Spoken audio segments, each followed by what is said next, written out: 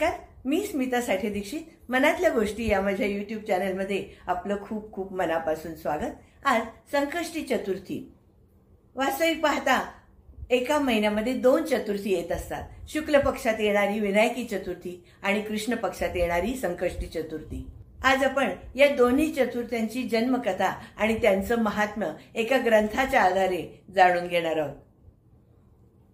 तर ज्या वेळेला सृष्टीची निर्मिती झाली नव्हती तेव्हा इथे हवेची पोकळी होती, शून्य मंडळ होतं आणि फक्त ओंकार गणेश हे आदिदेव होते. एकदा या शून्य मंडळातनं फेरफटका मारताना ओंकार गणेशांना एक कल्पना सुचली, सृष्टी निर्माण करण्याची. त्यांनी ब्रह्मा, विष्णू, महेश या तिघांनाही बोलावून घेतला आणि कल्पना सांगितली. त्या तिघांनाही कल्पना अतिशय आवडली, खूप आनंद झाला आणि त्यांनी ओंकार गणेशांना विनंती केली की ह्या निर्मितीच्या कार्यात आम्हालाही सहभागी करून घ्यावं. ओंकार गणेश हसले आणि त्यांनी ब्रह्मदेवांच्यावरती सृष्टी निर्मितीची जबाबदारी सोपवली, विष्णूंच्यावरती पालन पोषणाची जबाबदारी सोपवली आणि शंकरांच्यावरती संहाराची जबाबदारी सोपवली. ओंकार गणेशांनी सृष्टी निर्माण करण्याची जबाबदारी ब्रह्मदेवांवर सोपवली खरी, पण ब्रह्मदेवांना कळेना की आता ही सृष्टी निर्माण करायची कशी.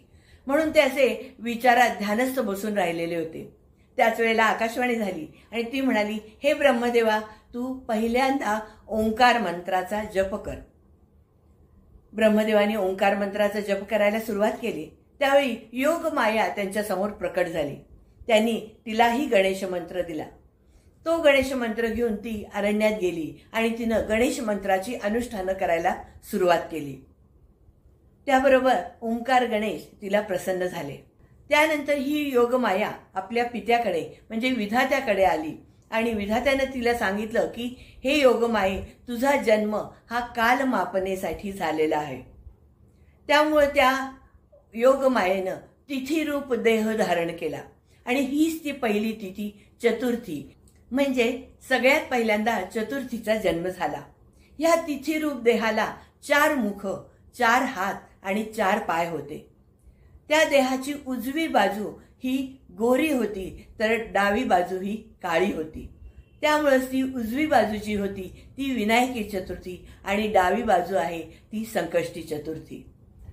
कालमापनेसाठी या चतुर्थीचा जन्म झाला असल्यामुळं या व्रतमातेने आपल्यापासून इतर तिथी निर्माण केल्या. तिनं आपल्या मुखापासून प्रतिपदा, आपल्या नाकापासून द्वितीया, वक्षस्थलापासून तृतीया, करंगळीपासून पंचमी, हृदयापासून षष्ठी, डोळ्यापासून सप्तमी, हातापासून अष्टमी, उदरापासून नवमी, कानांपासून दशमी, कंठातून एकादशी, पायापासून द्वादशी, स्तनांपासून त्रयोदशी, अहंकारापासून चतुर्दशी, मनापासून पौर्णिमा आणि जिभेपासून अमावस्या, अशा सगळ्या तिथींना तिनं जन्म दिला. या आपल्या तिथी कन्यांना घेऊन तिनं शुद्ध चतुर्थी आणि कृष्ण चतुर्थी या दोन्ही चतुर्थ्यांना गणेश अनुष्ठान करायला सुरुवात केली.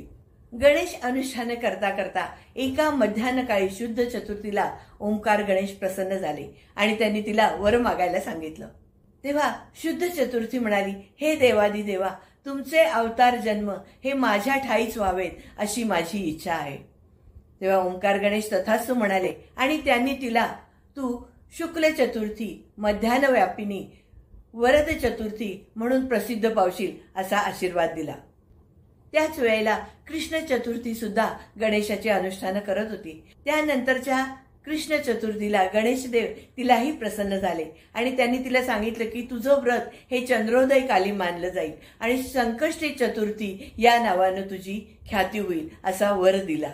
अशा तऱ्हेने गणेश कृपेनं या दोन्ही चतुर्थ्या व्रतमाता ठरल्या. महिन्याच्या सुरुवातीला पहिल्या पंधरवड्यात येणारी शुक्ल चतुर्थी ही विनायकी चतुर्थी म्हणून मानली जाते. त्या दिवशी पूर्ण दिवस उपास करून हा उपास दुसऱ्या दिवशी गणेश पूजा करून त्याला नैवेद्य दाखवून सोडला जातो. तर संकष्टी चतुर्थीला दिवसभर उपास करून रात्रीच्या वेळी चंद्रोदय झाल्यानंतर गणेशाची पूजा करून त्याला नैवेद्य दाखवून उपवास सोडला जातो. पण शुद्ध चतुर्थीला वर दिल्याप्रमाणे श्री गणेशांनी भाद्रपद शुद्ध चतुर्थी आणि माघ शुद्ध चतुर्थी या दोन्हीही विनायकी चतुर्थ्यांना अवतार स्वरूपात जन्म घेतले. त्यामुळेच या तिथींना गणेश जयंती साजरी केली जाते. कशी वाटली गोष्ट, कसा वाटला व्हिडिओ नक्की सांगा. लाईक करा, कमेंट करा, शेअर करा आणि अशा कथा तुम्हाला ऐकायला आवडतील का तेही नक्की सांगा. अजून चॅनलला सबस्क्राईब केलं नसेल तर सबस्क्राईब करा. नमस्कार.